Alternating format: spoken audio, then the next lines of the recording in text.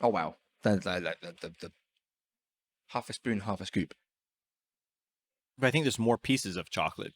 It's more, but they're a lot smaller. Yeah. So you're not actually disturbing the taste of the ice cream. You don't have only the chocolate in your mouth. Before they were like small pieces, but big chunks. So you're like actually crunching into this. This actually melts in. This is better. Yeah. Yeah, I like this.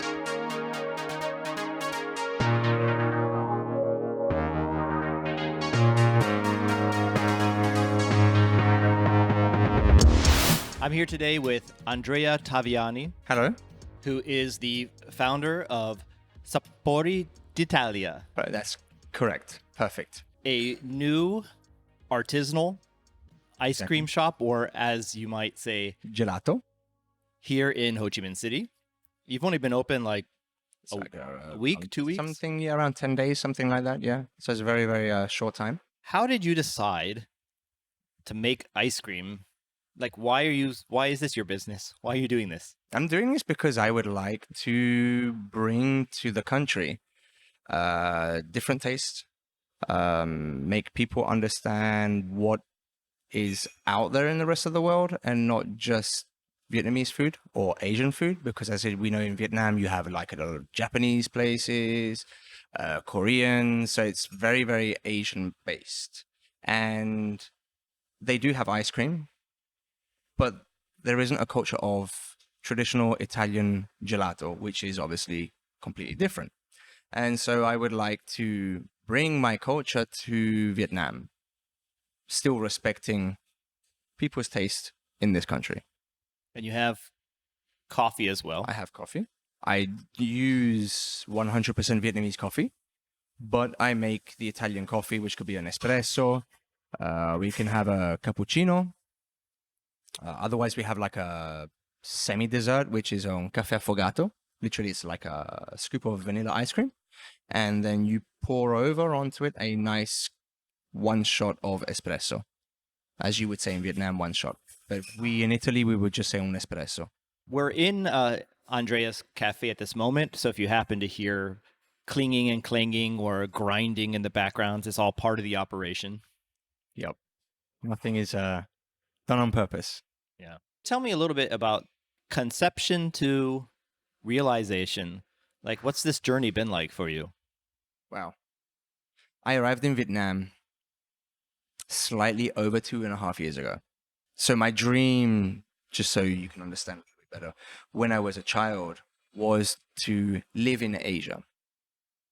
And therefore, I fulfilled this dream by coming to Vietnam. And Vietnam allows any kind of foreigner to open a business without having to have a local partner.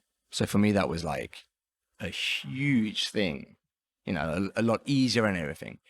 So yes, I came to Vietnam and I originally wanted to concentrate myself more on coffee than anything else. But I realized with time that there are so many coffee shops over here. And I thought, do you know what? Why not combine the coffee with the gelato artigianale? Artigianale, you know, meaning that it's all homemade, fresh products. That's why we would call it artigianale. So obviously coming to Vietnam at the beginning, I had this concept of wanting to open the business, but I also had to understand how people live, their daily lifestyle. You can't just move from Italy or from Europe and come to a complete different continent and have the same way of thinking. You need to try to understand how people do things over here or wherever you go. So I spent most probably the first 4 months just being a tourist, enjoying my life a little bit in Vietnam, and just looking around, and that was about it, you know, just that was it. And then after that, I slowly started to have a look at what companies gave, what companies offered, how to start my company, understand districts. What is a potential district? less potential district. And district would here means like an area of the city. Yes, correct. Yeah, correct. In Ho Chi Minh City, it kind of follows the French system of giving numbers for a lot of districts. Yes. So we got a District 1, a District 2, District 3. Yeah. Some districts have names. Some district, yeah. Like this one here is Bun Tan. But I like the district because it's extremely central, but it's not in the town center. I mean, it's like what you've got 5-10 minutes away, so it's phenomenal. It's phenomenal. I thought I could find good products in the city itself, but with time I realized that you have to go more towards the countryside. So that's where I will get all my fruits. I go to the countryside. I go to a wholesale market where they actually distribute fruit for the whole of the city. So naturally prices are more convenient, but also if you go, so the market literally, it opens up at 11 o'clock in the evening and it will close at 10 o'clock in the morning. This is 7 days a week. And it's obvious that the earlier you get, you will find the better quality. If I was supposed to go there, like for example, at 5 o'clock in the morning, I'm just going to find more or less leftovers. So I will generally go there around 11:30, 12 o'clock, something like that. And I find very, very good quality. So other markets go there to buy their produce every night so that they have it the next day. Yeah. If you're not familiar with Vietnam, one thing that may or may not be surprising is that produce here can be extremely fresh. So whereas a lot of the markets don't have a great deal in terms of refrigeration, Yeah, very different.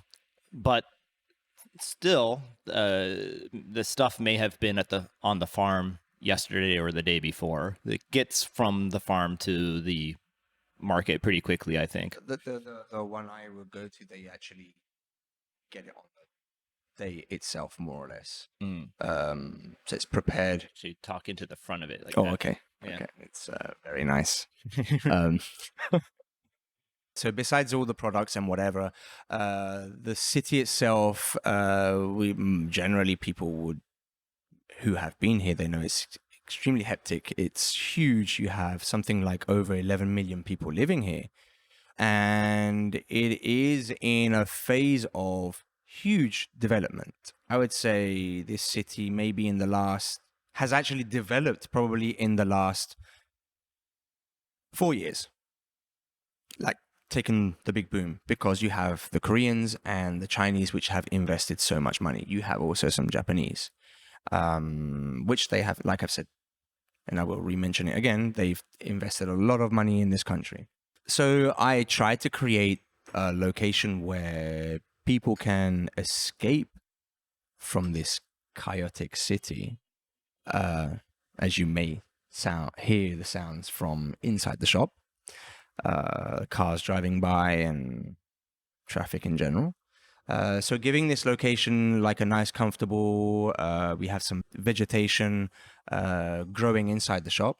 So you can sort of like feel yourself in Vietnam, but also in the countryside of Vietnam, and also feeling in a Italian type of like, I wouldn't know how to say it. Say it in Italian. That's how you say it. You got to say it in Italian. And you just laugh. All right. What is this lifestyle Italian word that you're looking for? Dolce far niente, which is the comfort. Okay, you could say it's more or less the comfort of not doing anything.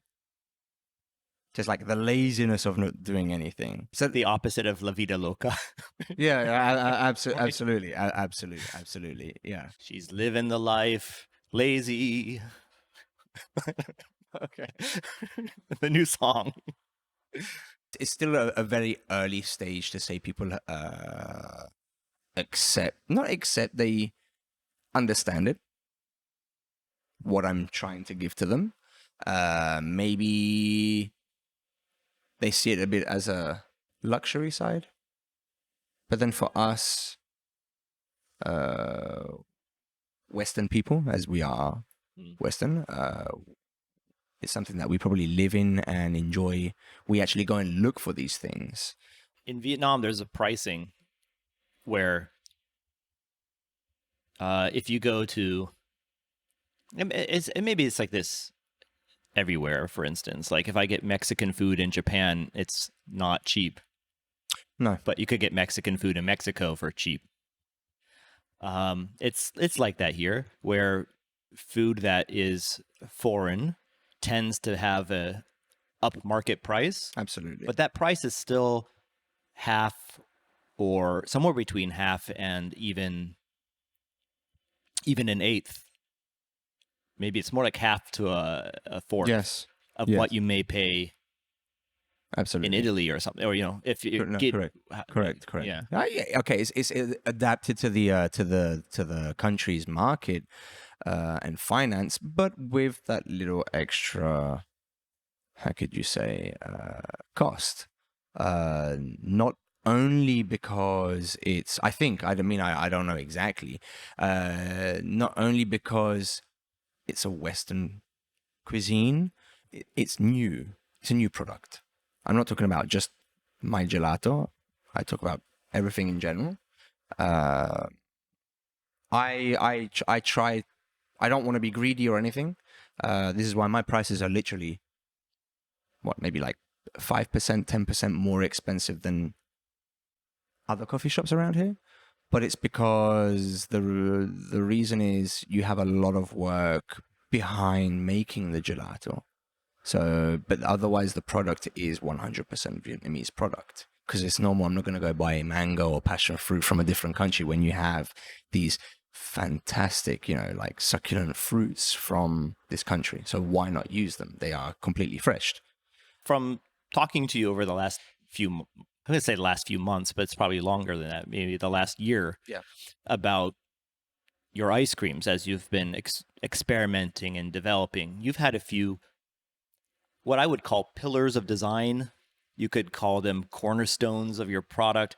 Some points you're not willing to compromise on.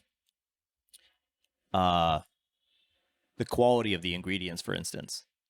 You've done a good job in the past of explaining to me things like how you don't use syrups. You use the actual fruit itself, right? I don't use, and there is nothing wrong, because today, generally, I mean, probably 90%, 95% of people who make gelato, they will use also a base, which is generally like a powdered base. For many reasons, cost, for hygiene, time and everything. And I go back to how we used to do it before. So there's no powder, there's no paste, there's nothing. I will create all of that by myself. So yes, it does take a lot longer. Even in Italy, I would say many places, I'm not saying my quality as in taste is better. Absolutely not. I'd say it's your standard ice cream, but the difference is you will not find many people also in Italy who will make everything by scratch from zero. It takes a long time. But you're doing that. I do that. What's wrong with you? Why are you doing that? Why am I doing that? I just like going back to how we used to do things before. That's literally it, and then you get to actually understand more the ingredients, the elements, how to combine the things. When you go and make anything, I mean, besides the ice cream or whatever, it's like, okay, you already got like a semi-ready mixed thing. You just pour it in and it's done. But are you really understanding it? Besides the fact when you go to school, or university, whatever it is, you go and take the lessons and then they explain it. But like after years that you're making things, you'll know them, but you sort of like float away to how it was actually made because the product's there for you. But I'm actually taking every element and combining it. So I'm always up to date with how it's made. And yeah, probably with time you do understand that some things do change. Some products do change, which they do. It's normal. It's just because obviously the fertilizers we use, so it will change the taste. I like keeping everything as natural as possible. Are there any ingredients you've stumbled upon as flavors here in Vietnam that you would not have that have been like pleasant surprises? What kind of, I mean, is there any experimentation you've done with locally available I mean, okay, foods that are not things that would typically find their way in ice cream in Italy? okay, yeah. So you've got one. I mean, it probably does exist in many countries. Like you've got the avocado ice cream. I mean, we generally wouldn't even imagine probably of making something like that. I mean, it's like if you give to an Italian, everybody knows that pizza with pineapple. I mean, just we know it exists, but I mean, no. I mean, You're not going to do that. no. But you know, everybody's their preferences. So, as I was saying, yeah, the avocado, I quite like it. Quite like it. People like it over here. I mean, they have their smoothies and everything. One thing which is quite a common thing over here, you know, you have the durian. It's like that big, huge fruit. The skin of it is very prickly, so if you touch it, it can hurt. I mean, it does hurt. The smell is extremely, extremely strong. I mean, some people don't like it. I would probably say a lot of foreigners tend to not like the taste. Maybe we're just not used to it. Ice cream wise, people do like it. I have not done it yet to sell to people. I have done it before in my house, just to see an experiment. You know, like I said, it has been done before, even by other Italians and everything. But I was for, you know, if they've done it, why not try? Have a look. You know, you need to understand also the quantity of the fruit and other things to be able to do it. I mean, you make mistakes and then you just redo it. It's like everything, you know. Practice makes perfection. Otherwise, you know, you've got the Vietnamese mangosteen.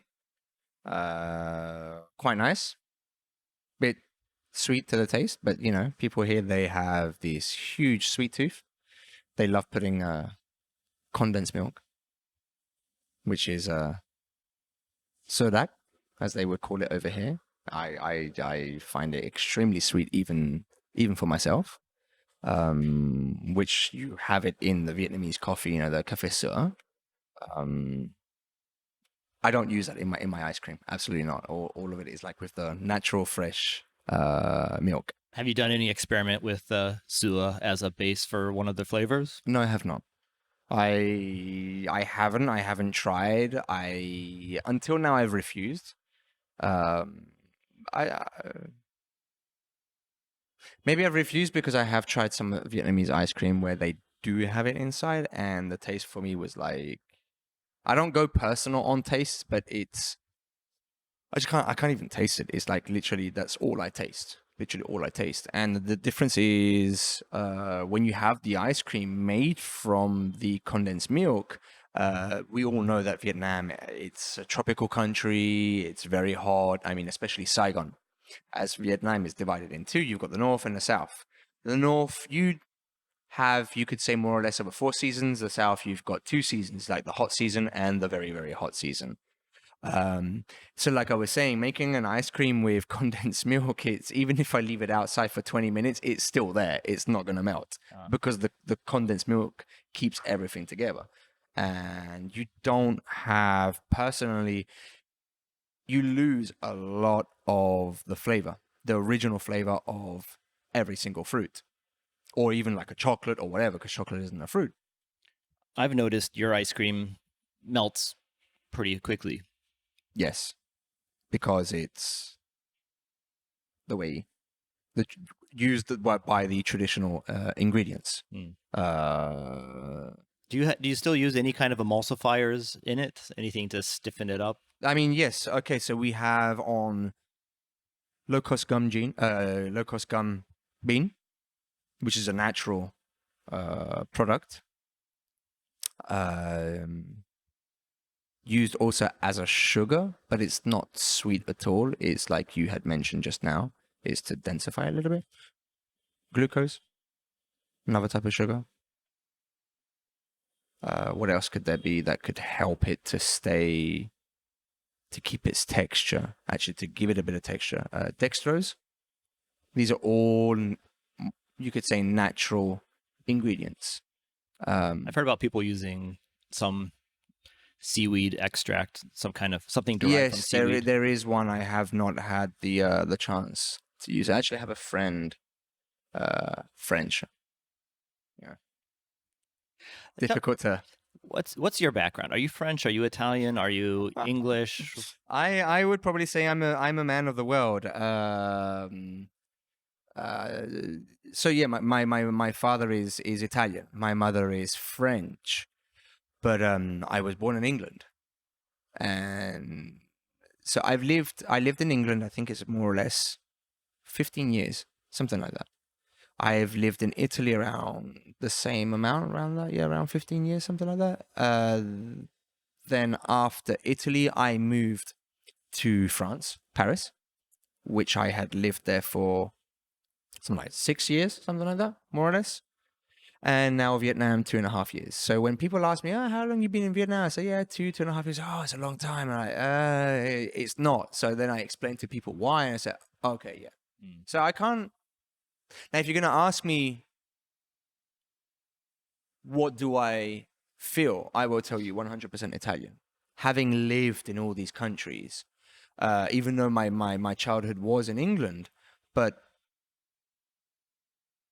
at home, even though we were living in England, at home it was nothing to do about English. I have never really understood the English culture because as my mother was French and my father was Italian, and I would say probably 80% of their friends were French or Italian, so everything we did was continental. So yeah, I feel 100% or maybe 99% Italian, and that 1% is divided from all the other places. It's given me a lot of experience, even like just moving around and everything, not just because of my parents, but moving around to different countries, travel a little bit, not a lot. And it helps, it's true, it does help people to grow up, to understand things, accept different cultures, mentalities, can help a lot of things, even for work, especially when you open a company in a different, not country, but a different culture. It helps a lot to have some of these extra experiences. What are some of the biggest challenges that you face? Sorry, I had to laugh. Well, why? What's so funny about that? Okay, but put aside the. You can describe these things like in a polite way. No, Yeah, sure. sure. I'd never allow myself.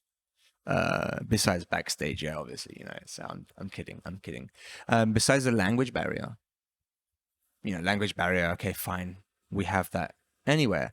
It's actually, I would say, one of the biggest problems I had faced was the construction of my location.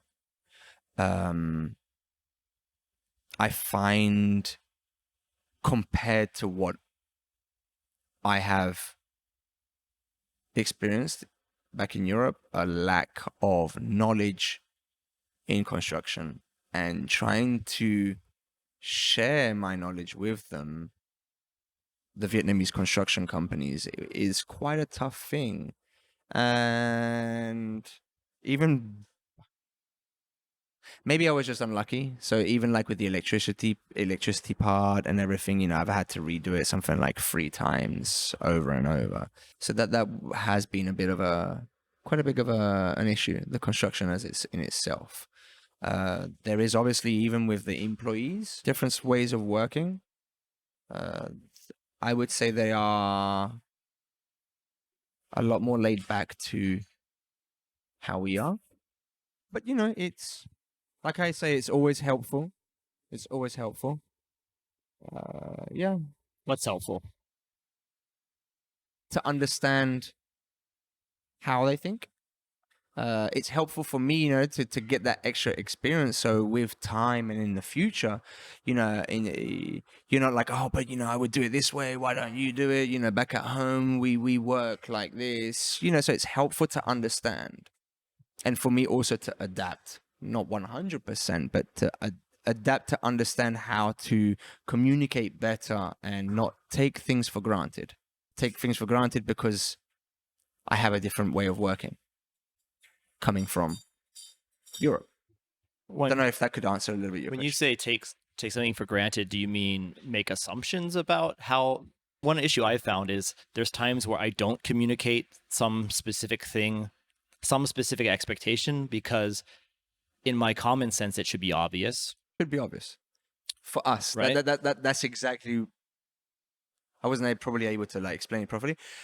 But yeah, I mean, we take it for granted for us because we are used to working that way, or even just our day-by-day life. We are used to doing these things. We've grown up in these, doing certain things, and we take it for granted.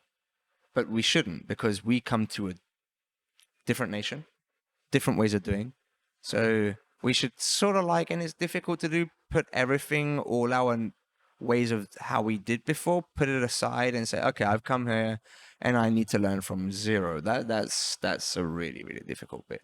But if you're able to, it will make life, not just work, but even your day-by-day life, a lot more simple. You hear a lot of foreigners who complain, but they do things wrong. It's not wrong. That's how it works over here. Now it's obvious. You come to my country, yes, it's wrong. So that's why I said it helps. It helps to work with them and look at them and, yeah, maybe study how they work. Maybe not nice to say. I mean, there's got to be some examples though of things that are actually just wrong. Like it's not different. Keeping things clean. I mean, there's got to be examples of things that you could make the argument, oh, this isn't wrong. It's just different. It's a different way of doing it. It's a different. But there's got to be some things that are just actually wrong. Yeah, for me, it's wrong. I mean, the fact of hygiene. Obviously I work with a lot of fruits. It's normal, making ice cream, smoothies, and all of these. I mean, you need hygiene, and it's happened, a few times that they'll make something and maybe they'll just leave it there, and you're gonna get ants if you don't clean, or whatever, cockroaches or rats, and I know it's not nice to hear, but I mean, we all know it's fairly dirty city. And there's this thing, okay, I've done the product, whatever, and then I'll leave it there and I'll come back to it later. But so for me, it's wrong. And you can go anywhere. You can go to a shop which they'll sell pho, the typical Vietnamese soup, which can have meat inside, and you'll see, they'll prepare products and everything, but then the leftover they tend to leave it there, or they can put it in a trash can and the trash can is open. So you're going to get little reptiles who come along and nibble at it while you're eating your food. Looking after clients, I would say a lot. You work in a public, with people, with customers. So it's normal that, you see, that's what I just say. It's normal for me. I've worked in retail before for quite a few years, so it's normal that I try to look after clients. And here it's a bit of yeah, okay, thank you, bye bye. It's normal. You need to look after people, and not just say, "What do you want?" And it stops there. Along those lines, some shocking experiences that I've observed or had myself is, let's say you go to a market and I mean, you go to a lot of markets and the person behind the counter might even be like, I don't want to sell to you. Go away, it's happened. It's happened. Or I mean, you can't say this has never happened to you. I mean, you're there and you're ordering something, or you're getting some stuff ready from the owner or whoever it is, and then they just suddenly pick up the phone and they're just chatting away with somebody else while You've just asked them, can I please have this and this and this? Or otherwise you're asking them to get you, I don't know, I'll give you a stupid example, 10 kilos of sugar. And then there's somebody else just comes along and they just like barge in and then they say, oh yeah, I want that. And then the employee of that place sort of like forgets you're there and then they'll help someone else. This topic came up recently, and when it did, it reminded me of a blog post that my friend Tomo had made many years ago about when you go to the emergency room at the hospital, the person making the most noise is going to get the squeak. Oh, yeah, you know?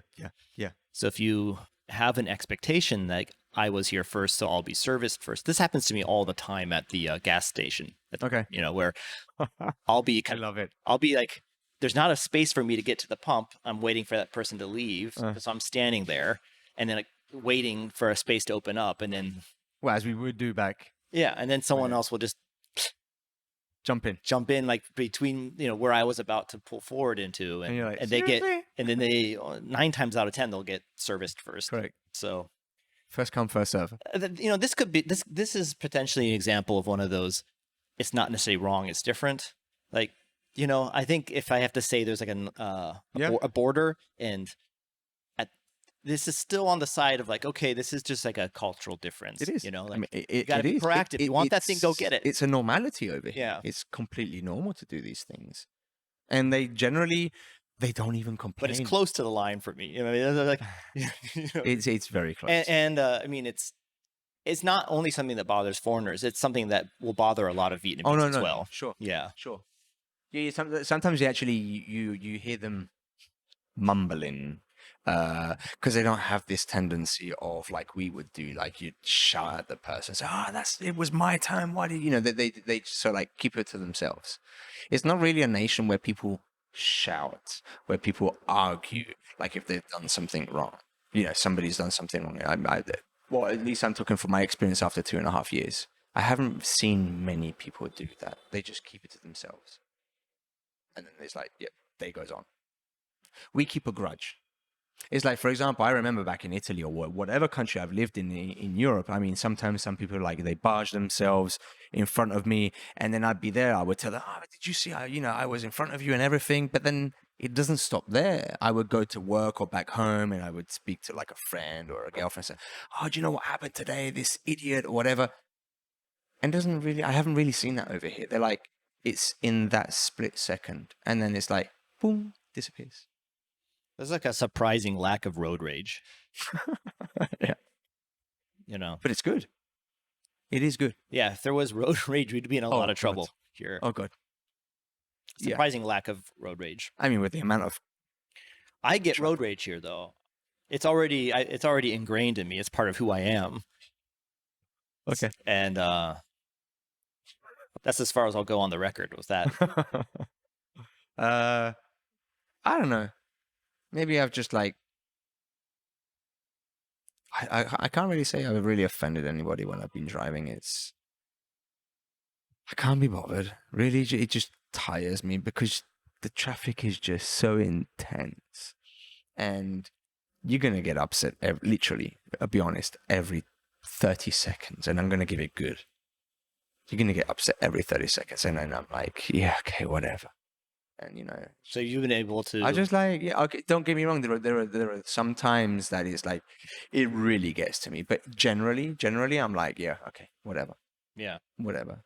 I don't even want to think about it. It's like, okay, yeah, I know I need to get there. And I know already before I get on my bike that there's going to be in 10 minutes, probably 5 things that are going to happen. So I already know. So I'm not even going to bother. There was a post many years ago, somebody asking for safety advice for driving here. Like, what is the number one thing you should do to be safe when driving here? Don't look if you go left or right. Oh God. Well, my answer was, don't have the concept of right of way. Right. If you have the idea that it's my turn to go, or this is the lane for turning left or whatever, like you stick to this rigidly. You know, if you drive with the mindset you would drive in the United States, like this is the rule and this is the right way to do it, and I'm going to go by the Yeah. rule, you will cause an accident Of course, yeah. or be the victim of an accident, right? And instead, what you have here is you have to say, right of way be damned. I'm just going to look at what's actually happening around me. And that's the It rule. doesn't matter what color the light is. No. It doesn't matter what lane I'm in. I just have to look around me. Am I about to hit anyone, or is anyone about to hit And me? you don't even look like 180 degrees. I mean, you're literally looking at around 80 degrees. You don't look. Right? I try to nearly look left 360 as much Yeah. as possible. I mean, I think I've become quite. have you had any accidents? I've had. Have I had an accident? I wouldn't really call it an accident. I had this little thing which I was going to Taodin. So Taodin is the district where you have all the foreigners. And so the road is large. You've got like 1, 2, 3, 4 lanes. Okay, before you The go Hanoi on highway. correct. And there was a little bit of traffic, not hugely, and I had like 3 bikes in front of me, 3 bikes on my side and 1 behind me. And the lady in front of me, for no reason, just literally went to a sudden halt. And you know it in Vietnam, I mean, you don't have that thing of saying, oh yeah, you got the 10 meters, the 5 meter distance. I mean, we're all like right behind each other. So it gave me a little amount of time to brake. I was able to brake, but then there was this guy behind me. He was going quite fast and he just like slapped straight in front of me. And obviously I hit into her. So I wouldn't say it was like a huge thing. But I think that was literally one of the only things. Otherwise, you know, the bumps here and there. I mean, those are normal things. Did you spill out when that happened? No, no. I mean, I think nothing really happened to any of us, so it was fine. I mean, no one fell on the floor. Luckily, she didn't, because obviously she had a child with her. Oh, Because, you know, kids here don't wear helmets. yeah. The parents do, but the kids don't.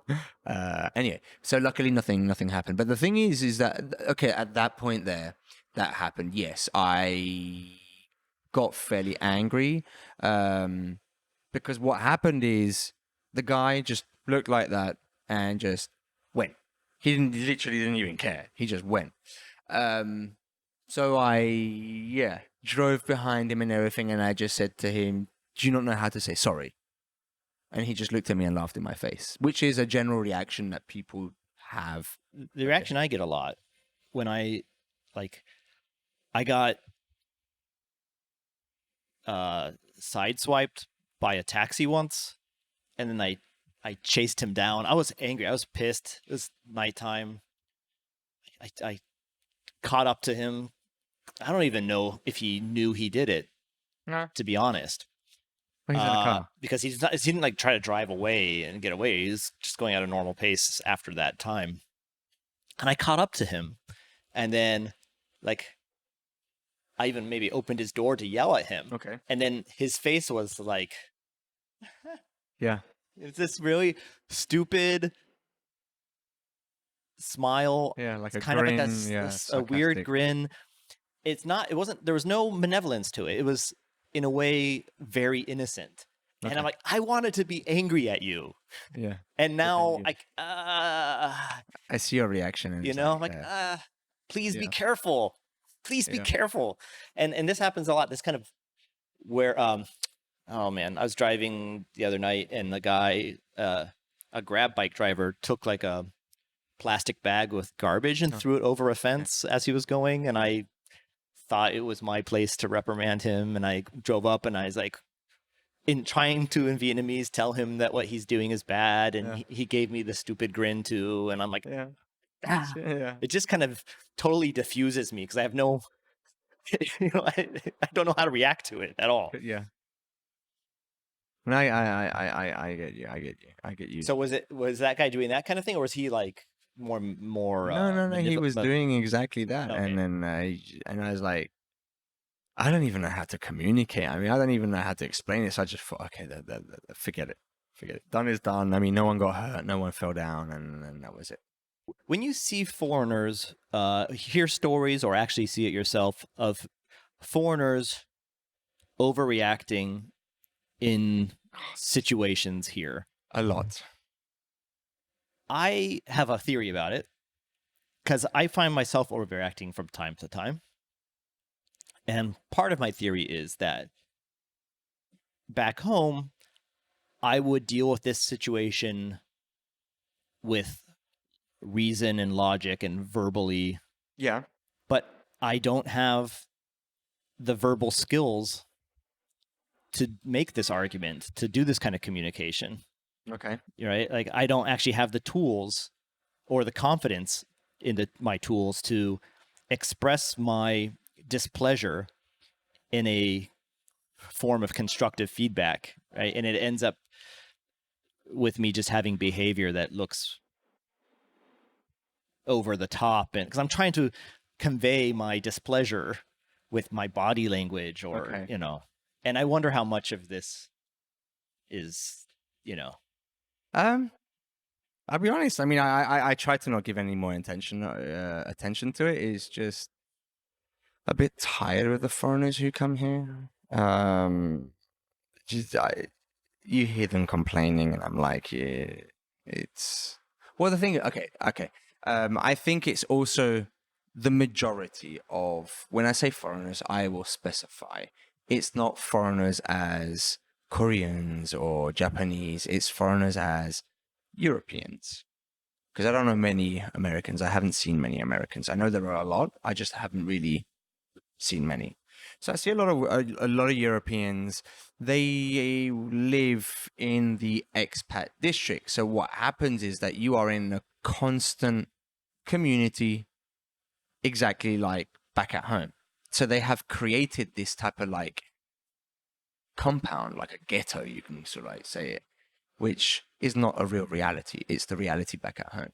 So as soon as they leave that compound, they're like, oh my God, look at people and look at here. And then, you don't have time to adapt to understand why people do that. I remember you saying that you explicitly avoid that. You're living in a local neighborhood. You eat at Love it. very local restaurants. Love it. Like, how much Western food do you eat?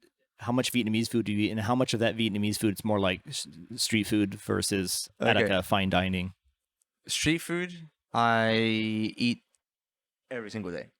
So, and Western food, I will probably eat it around once every, to be honest, maybe once every 3 to 4 months. So it's very, very little. Except for ice cream. Except for ice cream. I suppose. Except for ice cream, yeah.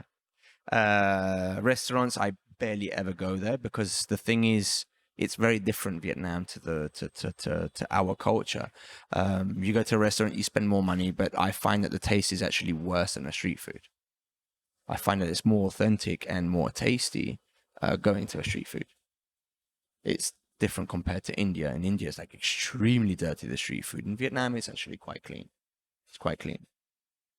Depends where you go to, but it's still quite clean. Yeah, I'm like 100% for the doing this lifestyle, and I enjoy it. Yeah. As for the ice cream, I see people are enjoying it. A lot of locals, they enjoy it. They're like, oh wow, it's different. It's different. Some of the flavors, they have a bit of a difficulty because they have that sweet tooth. So they expect, or because they're used to having a lot of sugar. But I explained to them that it's not like that. You're eating the actual fruit. I find your ice cream to be more refreshing than an ice cream that has too much preservatives or too much sugar. Okay. I definitely, I don't know if I've shown the B-roll yet of me consuming the ice cream, but it goes down. Having been using your cafe as my office for the last week, it's not helping my waistline. No. But I just can't. Oh, come on. We give you a glass of water. Hold down to flush it away. I just can't. I have no self-control when it comes to ice cream, especially when it's nice quality. I really appreciate the compliment. It's always nice, really. But yeah, I mean, we're satisfied. We're satisfied with clients' feedbacks. I can't really say there there have been any negative ones or downside of the ice cream. We're starting to have a few people which are coming back quite often. Our next door neighbor is actually amazing. For the first like 5 days, something like that, he was coming every single day, and he would like be coming in the morning. So I opened the store. It's like at 8 a.m. and 8:30 a.m. he would come to the store and have his ice cream. What I do like is, okay, people tend to have like they're very shy. The locals are very shy.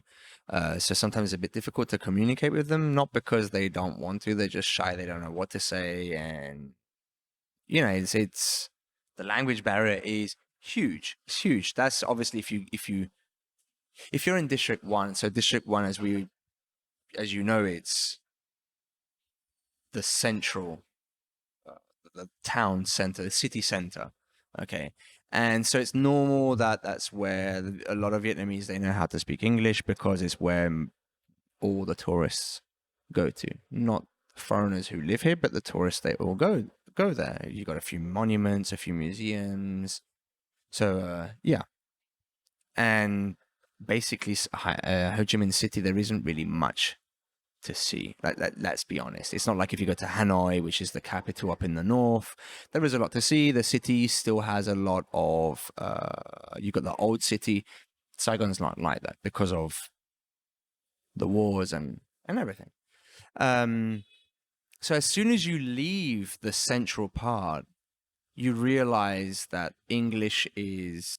The farther you get away from District 1, the less likely the Vietnamese you interact with will be fluent in English. Correct. I mean, where I live, so I've been there for like a year and a half, something like that.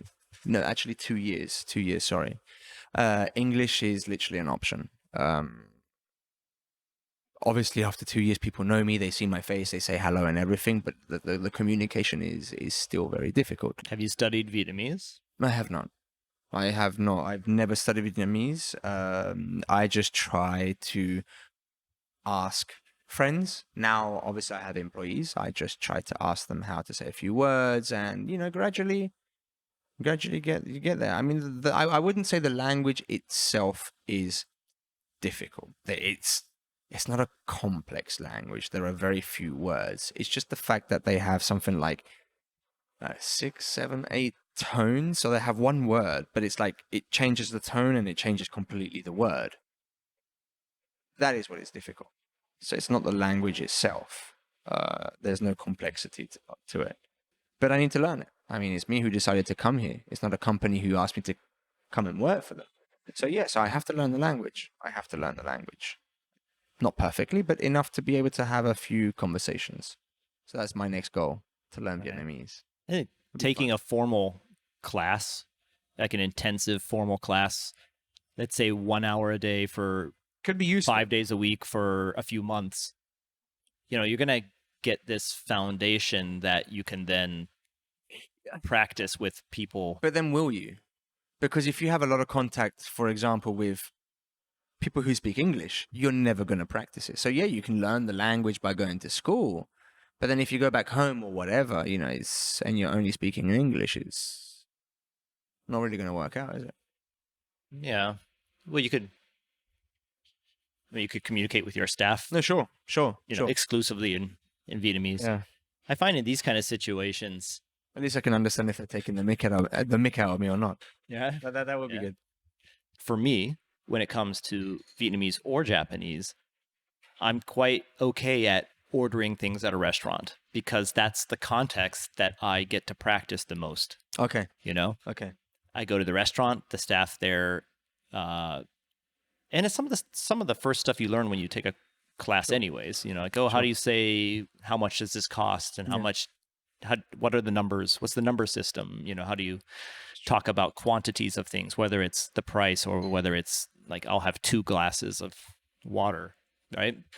So those kinds of things that you say time and time again, or there's some things that I did learn, whenever I go to the gas station, I almost always get a full tank. And I always forget that. And I at one point I learned that, but I just make a hand signal and I say the word full.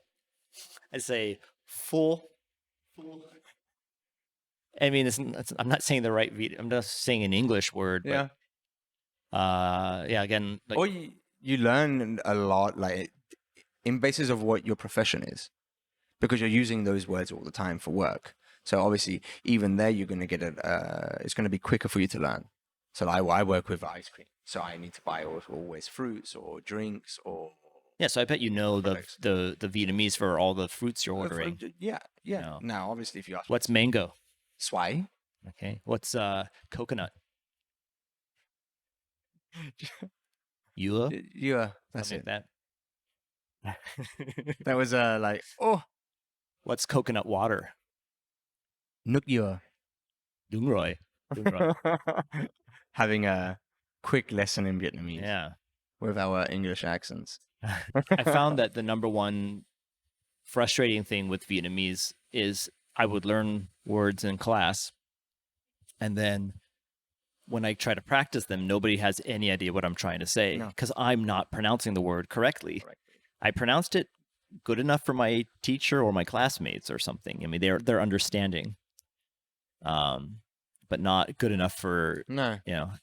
And the other thing that happens is, because you're in the real world. yeah, the other thing that happens is that Vietnamese will look at my face and they'll assume Yeah. I'm speaking English. Yeah. I get that every know? single day. So every they'll be like, that is some really weird English he's Yeah. speaking. It almost sounds Vietnamese. Yeah. You know, I mean, and so there's not this like light switch that flips off that says this guy's trying to speak Vietnamese. So I mean, it's happened a few times with my employees also. I mean, like I think it was like 2 days ago. I was talking to one of my employees. You know, I was just telling me a few coffee places that I had been to in District One, and I was like naming the actual street, and she's like, "What are you saying? What are you saying?" And so the other employee, he understood, and he was saying to her, "Yeah, it's that street. Oh, that street." And it's like, come on, I mean, make that little effort to like understand. But you know, it's let me like try some Italian words and mangle them, and then you tell me how, okay. like, if you could understand me, you could be like, okay, he's a stupid American, but I know what he's trying to say. Okay. Okay, so let's just pick an easy phrase, and you'll tell me the Italian, and then I'll intentionally say it poorly. Okay. Okay. I love to eat ice cream. Amo mangiare il gelato. Amo mangiare il gelato. So I'm not is going. amo is I Love. love. It means So you love. start with love. So it's like, so amo, you're actually talking about yourself. So it's all it together. I love. Okay. Because amare is to love, but amo, you're talking about yourself, that you I love. love. Amo. Okay. Amo. It would be io amo. But if you say io amo, you're actually repeating yourself. Okay. So it's amo, mangiare, eating. Oh, mangiare is eating. Is Okay. eating. The Il gelato. Gelato. Ice cream. What's the word for eating again? Mangiare. Mangiare. So Yes. amo mangiare il gelato. Yeah, I can get. Sorry. But yeah, I mean, You know, so I didn't use an Italian accent there, but No. you can get what I can I'm saying, I can right? get it, yeah, I can get it. Now in Vietnamese it'd be something like But then you have to also remember, you have to say in basis of who you have in front of you. So you have someone younger, you have to name yourself as older brother. okay, so An. yeah, let's say I'm gonna be on in this case, Right. But then you are An. and I'm gonna say this with complete, just flat American accent. On you, on Kim, Okay. right? I love to eat ice cream. Yeah. I don't know if they will, yeah. But I'm sure. Let's ask someone to come over and help us. Yeah. I mean, Uh, N? More food? Yeah. this change. So now we have like an employee coming Yeah, in. okay. So what we are doing is he needs to say something in Vietnamese, and you need to say if you understand. Sit here for a second. So he will say something in Vietnamese, Okay. and you need to say if you understand what he say. Okay. An you an kem. Ăn But you understand what he's saying? Em hiu an hong. Hong. Okay, does not understand. Okay, please say in Vietnamese, I love to eat ice cream. Anh thích ăn kem. It's very different. So I said you instead of tick. You said like to eat ice cream, but I said love. But maybe it's more like romantic love. Okay. Right? Okay. Like an you Ew. you Ew. And ew. ew. Okay, so let's try one more time. I love to eat ice cream. An you an game. Now you understand me. For everyone listening, it sounded the same. I think. We'll see. Okay, one more perfect example of I love to eat ice cream, Anh yêu ăn kem. which not to be confused with an you an kem. Not the same thing. No. Different. Different. It's not the same. Yeah, it's not the same. Okay. Come on. Come on in.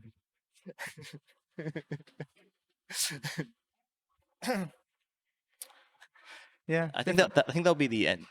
Maybe that could be the intro. Okay. It's like why Vietnamese is simple but challenging. Correct. Yeah. But yeah, so that gives you the perfect explanation or example of how difficult it is to for the most simple word to Yeah. communicate. You understood my Italian. Yes, That I was understood. completely wrong in terms of pronunciation. Yeah. And I was slightly wrong with my Vietnamese pronunciation, but well, that it wasn't for them. but that small But do you know what you say? You difference became huge. and the thing is that you could use like I previously said to you, you use one word but you pronounce it differently, and you're saying something completely different to what you actually want to say. So sometimes it could be quite a vulgar, unpleasant word. I used to ask something like, I was trying to say em sum odao, but I was saying em sum odao. Okay. I was trying to say, where do you live? But I was saying, where do you feel good?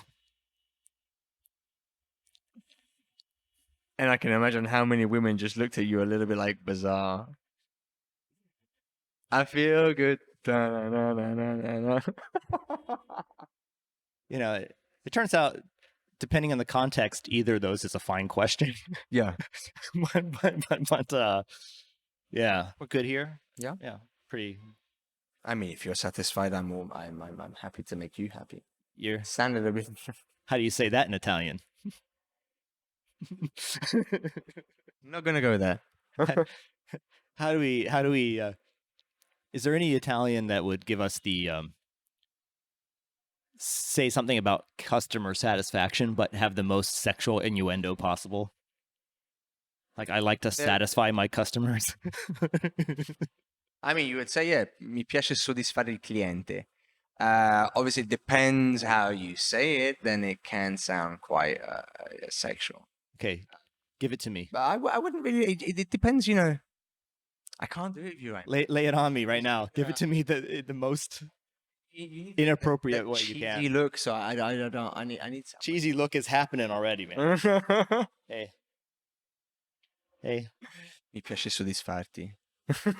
Okay. Was that? Was it? Well, I said I like satisfying you, Oh. but then it can happen in a shop. It can happen that an employee says that to you, Yeah. but that way is a little bit yeah. At Sapori D'Italia, customer You didn't pronounce it. I didn't understand anything. customer satisfaction is number one. Absolutely. Are you worried that the name you've chosen for your restaurant, for your ice cream cafe,